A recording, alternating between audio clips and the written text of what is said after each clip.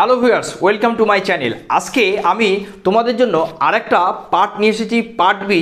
তোমাদের জন্য এর আগে তোমরা যারা ইংরেজি অনার্স নিয়ে এনইপি সিস্টেমে ভর্তি অলরেডি হয়ে গিয়েছো, তোমরা যারা ইংরেজি অনার্স নিয়েছো তাদের জন্য আমি আগে একটা ভিডিও করেছিলাম যে তোমাদের যে ফার্স্ট সেম আছে সেই সেমে ইংরেজির যে সিলেবাস আছে, অনার্সের যে সিলেবাস আছে সেটা নিয়ে আলোচনা করেছিলাম এবং তারই একটা পার্ট কিন্তু আমি আজকে পার্ট বি নিয়ে এসেছি। পার্ট এ যদি তোমরা কেউ দেখে না থাকো তাহলে সেই পার্টটাও তোমরা দেখে নেবে। আশা করছি তোমাদের ফার্স্ট সেমে কী কী পড়তে হবে, কতটুকু পড়তে হবে তোমরা বুঝতে পারবে। আর যেটুকু বাকি ছিল আজকে আমি পার্ট বিটা নিয়ে আলোচনা করব, তোমরা যারা ইংরেজি অনার্স নিয়ে এনইপি সিস্টেমে ভর্তি হয়েছো।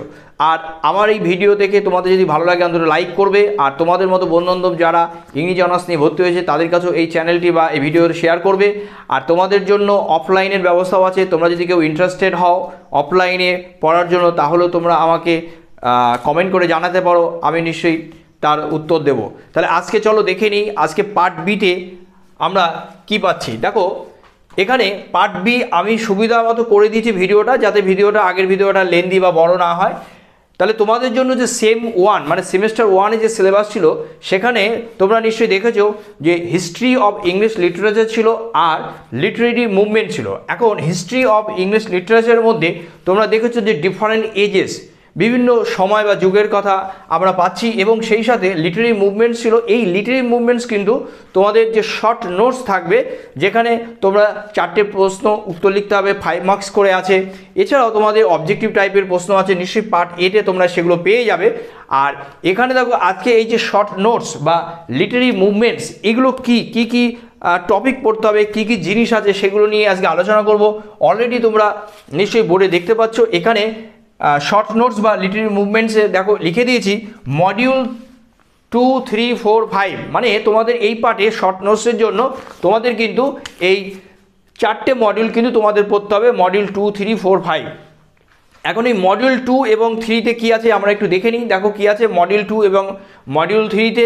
তাহলে শর্ট নোটস বা লিটারেরি মুভমেন্টসের মধ্যে যেগুলো আছে সেখানে তোমরা মডিউল 2 এবং মডিউল 3তে কী কী পাচ্ছ। দেখো ক্যাভেলিয়ার পোয়েট্রি মডিউল 2, দেখো প্রথমে আছে দেখো ক্যাভেলিয়ার পোয়েট্রি, তারপরে দেখো লেখা আছে পুরিটানিজম, তারপরে লেখা আছে ক্রিশ্চিয়ান অ্যালিগোরিস ইন রেস্টোরেশন এজ, আর তারপরে লেখা আছে দেখো নিও ক্লাসিসিজম, তারপরে লেখা আছে দেখো পিরিয়ডিক্যাল রাইটিং, আর এখানে দেখো লেখা আছে সবচেয়ে সেন্টিমেন্টালিজম। তাহলে মডিউল 2তে তোমাদের শর্ট নোটসের জন্য বা যে লিটারেরি মুভমেন্টস তোমরা পাচ্ছ সেখানে কিন্তু এই এতগুলো টপিক তোমাদের পড়তে হবে এবং এখান থেকে কিন্তু শর্ট নোটসের প্রশ্ন আসবে। এবার দেখো মডিউল 3তে কী কী পাচ্ছ। মডিউল 3তে পাচ্ছে দেখো graveyard school of poetry, Wordsworth on poetic diction, primary and secondary imagination, তারপরে পাচ্ছে দেখো নভেল অফ ম্যানার্স, তারপরে গদিক নভেল এবং হিস্ট্রিক্যাল নভেল। তাহলে মডিউল 3তে তোমরা এই টপিকগুলো বা এই জিনিসগুলো তোমাদের পড়তে হবে এবং এখান থেকে কিন্তু শর্ট নোটস তোমাদের কোশ্চেন আসবে। এরপরে তোমরা চলো দেখে নেবে যে 3 আমরা দেখলাম মডিউল 2 এবং 3 এবং 4 এবং 5 কী আছে। এরপরে আমরা দেখে নিই দেখো 4 এবং 5-এ কী আছে। এবার চলো দেখে নিই আমাদের জন্য এই যে তোমাদের যে সেম ওয়ানের পার্ট বিটা নিয়ে আমি একটু আলোচনা করছি। এখানে মডিউল তাহলে 2, 3 আমরা দেখলাম। এবার দেখো 4 এবং 5, এই মডিউল 4 এবং 5 থেকে তোমাদের যে শর্ট নোটস বা লিটারেরি মুভমেন্টসের যে টপিকগুলো পড়তে হবে আমরা দেখে নিই। মডিউল 4-এ কী কী তোমরা পাচ্ছ। দেখো কন্ডিশন অফ ইংল্যান্ডস নভেলস, তারপরে দেখো পাচ্ছ ডারউইনিজম, তারপরে দেখো লেখা আছে প্রি র্যাফেলাইট মুভমেন্ট বা প্রি র্যাফেলাইট পোয়েট্রি যেটা তোমরা পাবে। তারপরে কী লেখা আছে দেখো অ্যাসেটিজম, তারপরে লেখা আছে ন্যাচারালিস্টিক ড্রামা এবং এখানে লেখা আছে দেখো কেল্টিক রিভাইভাল।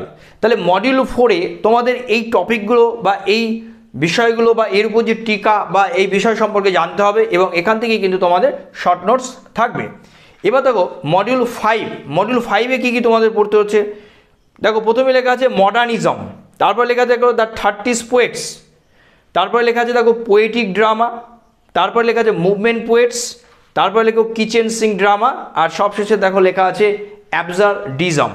তাহলে এখানে তোমাদের যে শর্ট নোটস বা লিটারেরি মুভমেন্টস বলা হচ্ছে যেটা তোমাদের সেমিস্টার 1-এ পড়তে হবে, তাহলে সেখানে তোমাদের যে 4টে মডিউল পাবে মানে 2, 3, 4 এবং 5, এই 4টে মডিউল থেকে যে লিটারেরি মুভমেন্টস বা শর্ট নোটস তোমাদের পড়তে হবে আজকে আমি এগুলো আলোচনা করলাম। এবং এখানে তোমরা খুব স্পষ্টভাবেই তোমরা জানতে পারলে যে হিস্ট্রি অফ ইংলিশ লিটারেচারের মধ্যে এই শর্টস নোট বা লিটারি মুভমেন্টসগুলো কী বা কোনগুলো। তাহলে তোমাদের একটা আশা করি একটা স্বচ্ছ আইডিয়া বা ধারণা হলো যে তোমাদের ফার্স্ট সেমের সিলেবাসে কী কী আছে এবং তোমরা নিজেদের মতো করে কিন্তু একটা প্রিপারেশন তৈরি করে তোমরা পরীক্ষার জন্য প্রস্তুতি নিতে পারবে। তবে একটা কথা বলি যে আমি অফলাইনেও তোমাদেরকে এই ইংরেজি অনার্সের উপরে আমি ক্লাস নিই। যদি তোমরা কেউ ইন্টারেস্টেড হও তোমরা আমাকে কিন্তু কমেন্ট করে জানাতে পারো, আমি ঠিক তার উত্তর দেবো যে তোমরা কিভাবে বা কখন পড়তে পারবে। তাহলে এর উপরেই আমি আবার ধারাবাহিকভাবে নতুন আরও প্রয়োজন মতো তোমাদের জন্য ভিডিও আমি নিয়ে আসব। তোমরা যদি কেউ প্রথম এই চ্যানেলে বা এই ভিডিও দেখে থাকো চ্যানেলটি সাবস্ক্রাইব করবে আর পাশে থাকা নোটিফিকেশন বাটনটি প্রেস করতে ভুলবে না। তাহলে আজকের জন্য ভিডিও এই পর্যন্ত।